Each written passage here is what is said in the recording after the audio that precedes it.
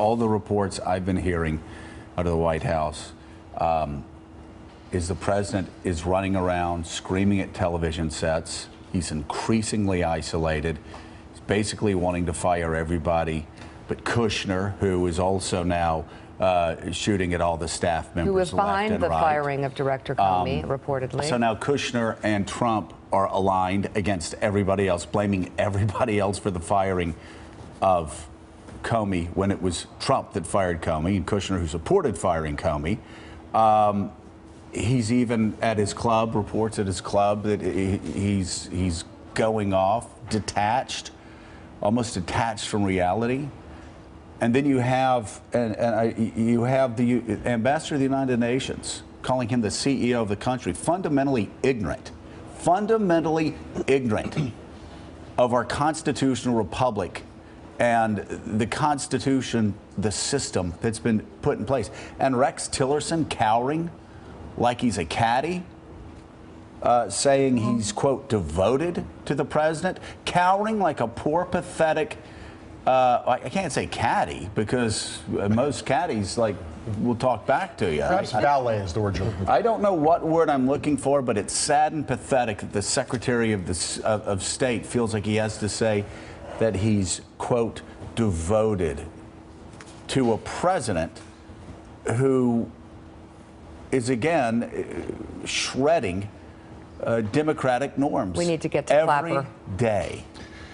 Yeah, there's so many things about this weekend that stand out, but first of all, it's awfully early for a president and his staff to be circling the wagons like this. The idea that we may be on the cusp of 2.0. What would be interesting about that is then there's no one left to blame. In a funny sort of way, after 125 days, if you have an entirely new team and things don't get better, then what? Because the one constant there will be the president and one or two then staffers like Jared Kushner. So in an ironic sort of way, it puts more pressure on him to get it right on 2.0, because if it doesn't work the second time around, then what do you do? But Michael Schmidt, the remarkable thing is Donald Trump is screaming at all of his staff members for things that he has done unilaterally.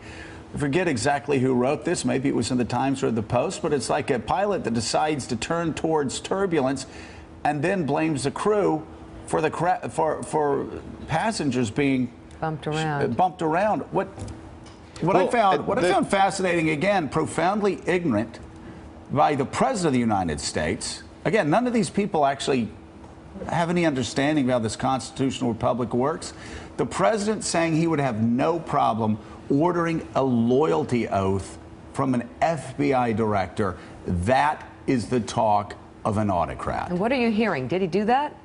Yeah, I mean, basically, he clearly didn't understand Comey, because if he saw what Comey did before the election, he had to understand that Comey really didn't care what a lot of people thought about him. So if the president was going to come to him and say, hey, do you want a loyalty? Of course Comey wasn't going to go along with that. And he comes back to it and comes back to it. And I think that really colored the way that both of them saw each other in the months that came forward. But the idea that their relationship was going to work, like, it was never going to work. Comey was never going to ever do the things that Trump wanted him to do.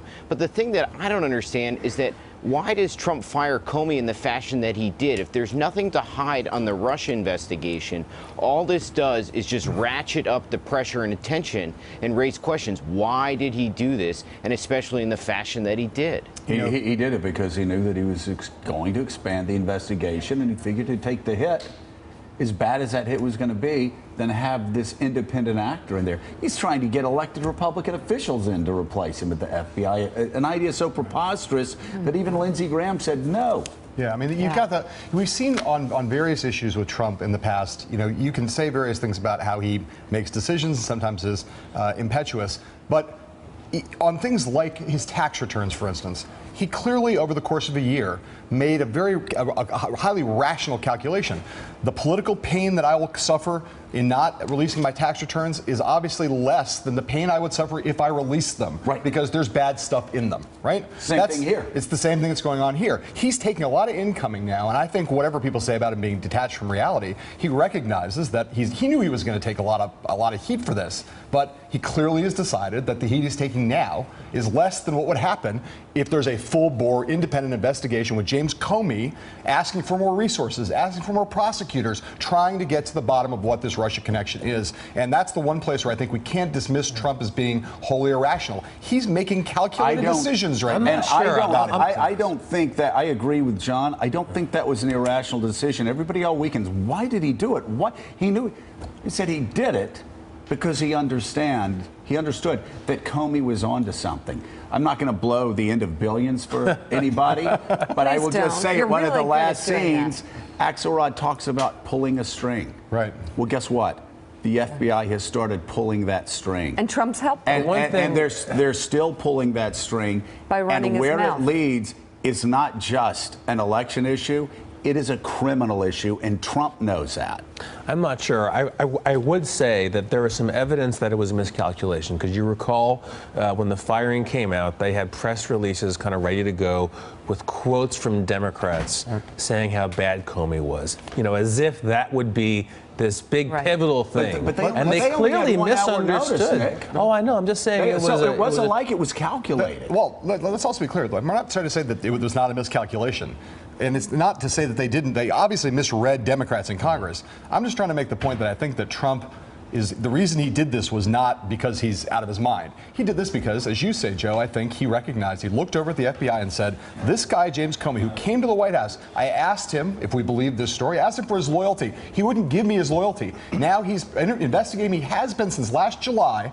He's now taking daily briefings on this matter rather than weekly. He's now asking for more prosecutors. Donald Trump knows what's at the heart of this. I don't know what that is, but he does, and he's saying, this guy knows too. Another scene from the end of Billions.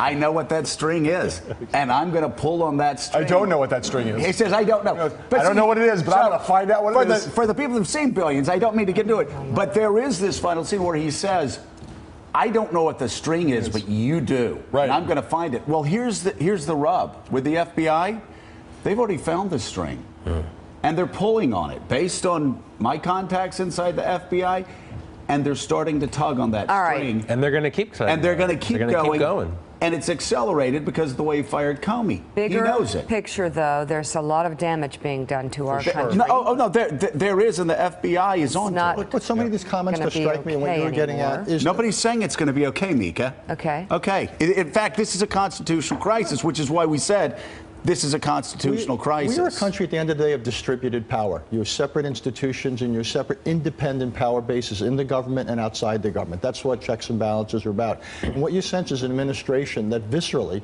has difficulties with that. They want concentrated power, and there's a friction that's every day getting stronger and stronger between their worldview and the American political tradition. And I think that's what we're seeing here. This is a guy who ran a small family company for his entire life, and he thinks that is how the government should run. It is not. Yeah, and Nikki Haley thinks, the UN ambassador, who's a governor, thinks he's just a CEO of business. How ignorant. She served in government for how long, Mika? And she thinks that the president's the same as the CEO? How completely ignorant can you be of our Constitution, of our history, of our republic? Thanks for checking out MSNBC on YouTube, and make sure you subscribe to stay up to date on the day's biggest stories. And you can click on any of the videos around us to watch more from Morning Joe and MSNBC. Thanks so much for watching.